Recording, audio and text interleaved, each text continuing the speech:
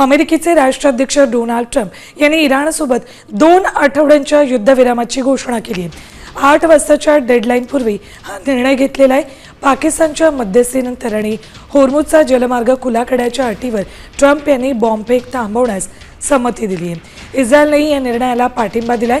मध्य पूर्वेतील दीर्घकालीन शांततेसाठी हे महत्त्वाचं पाऊल मानलं जातंय. अमेरिका आणि इराणमध्ये 14 दिवसांसाठी युद्ध थांबवण्याचा निर्णय झालाय. डेडलाईन संपण्यापूर्वी ट्रम्प यांनी बॉम्बफेक थांबवण्याचे आदेश दिलेत. इराणकडून होर्मुझ जलमार्ग पूर्ण सुरक्षितपणे खुला करण्यास मान्यता देण्यात आली. शहबाज शरीफ आणि असीम मुनीर यांच्याशी चर्चेनंतर ट्रम्प यांनी संमती दिली.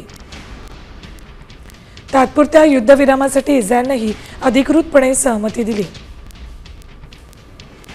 या संदर्भात अपडेट्स घेऊयात आमचे प्रतिनिधी शिवाजी शिंदे यांच्याकडून. शिवाजी, 2 आठवड्यांचा युद्धविराम होतोय, या सगळ्याचे काय सकारात्मक आणि नकारात्मक परिणाम दिसतील?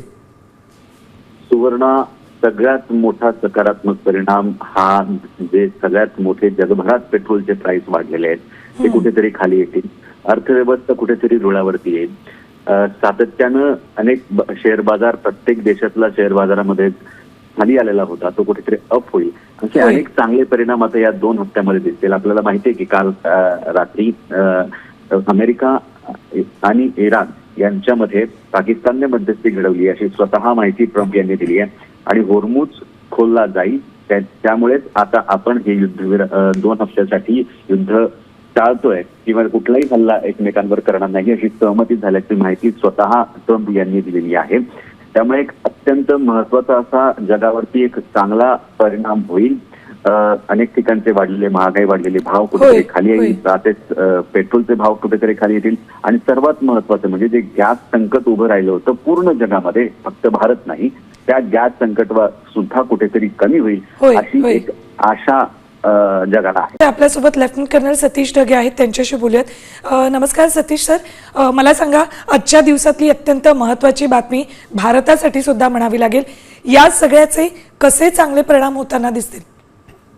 नक्कीच. सुरुवातीला 5 दिवस, नंतर 10 दिवस आणि आता 2 आठवड्यांचा हा सीज फायर डोनाल्ड ट्रम्प यांनी त्या ठिकाणी डिक्लेअर करणं हे नक्कीच फायद्याचं आहे, अमेरिकेसाठी सुद्धा, इराणसाठी सुद्धा आणि संपूर्ण जगासाठी.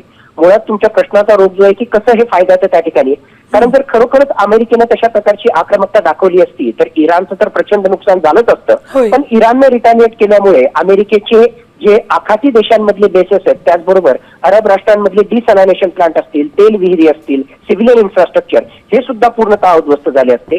मागच्या 5 आठवड्यांचा हा जो पश्चिम आशियामधला संघर्ष आहे, ऑलरेडी त्याच्यामुळे $100च्याही वर कच्च्या तेलाच्या किमती या आंतरराष्ट्रीय स्तरावर गेल्या होत्या, हे आपण त्या ठिकाणी पाहिलं होतं.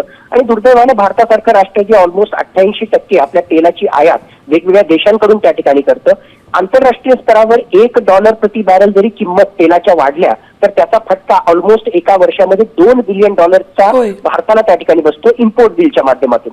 तर नक्कीच ही अशी घोषणा झाल्यानंतर तेलाच्या किमती काही अंशी त्या ठिकाणी कमी होतील अशी अपेक्षा आहे की 2 आठवड्यामध्ये या शस्त्रसंधीच्या दरम्यान इराण आणि अमेरिकेमध्ये आणखीन काही चर्चा त्या ठिकाणी होईल.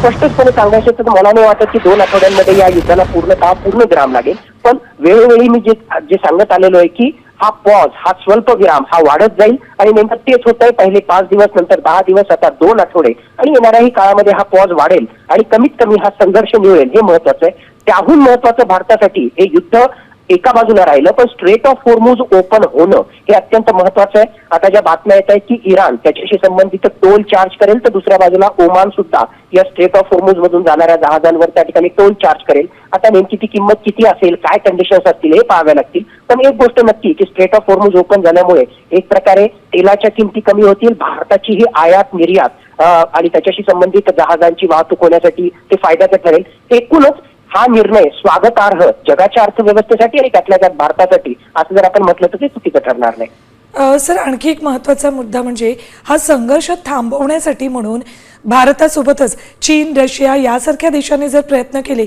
तर कदाचित आणखी पुढच्या काळामध्ये सुद्धा हा संघर्ष थांबवणं शक्य होईल का?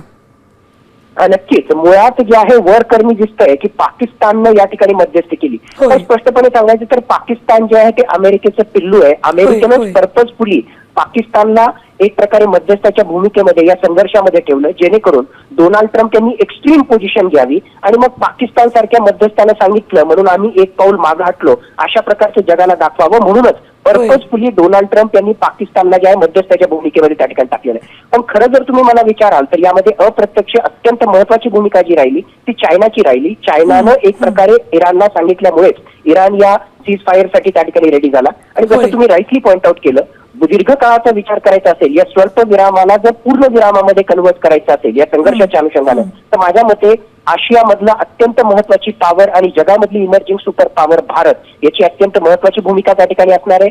इराणशी आपले मैत्रीचे संबंध आहेत, इस्रायल अमेरिकेशी आपण चर्चा त्या ठिकाणी करू शकतो आणि भारताच्या अर्थव्यवस्थेचंही त्याच्याशी निगडीत आहे. म्हणून भारतानं नक्कीच येणाऱ्या काळामध्ये महत्वाची भूमिका अदा करावी. अरब राष्ट्र असतील, इराण असेल, त्याचबरोबर इतर राष्ट्रांशी चर्चा करून यामध्ये जर काही महत्वाची भारताला भूमिका अदा करता आली तर ते फायद्याचं ठरू शकेल. सर, खूप खूप धन्यवाद या सविस्तर चर्चेसाठी. तर आपल्यासोबत निवृत्त लेफ्टनंट जनरल महाराष्ट्रातील सर्व बातम्यांचे विश्वासार्ह व्यासपीठ, सकाळच्या सर्व सोशल मीडिया प्लॅटफॉर्मला लाईक, फॉलो आणि सबस्क्राईब करा. तसंच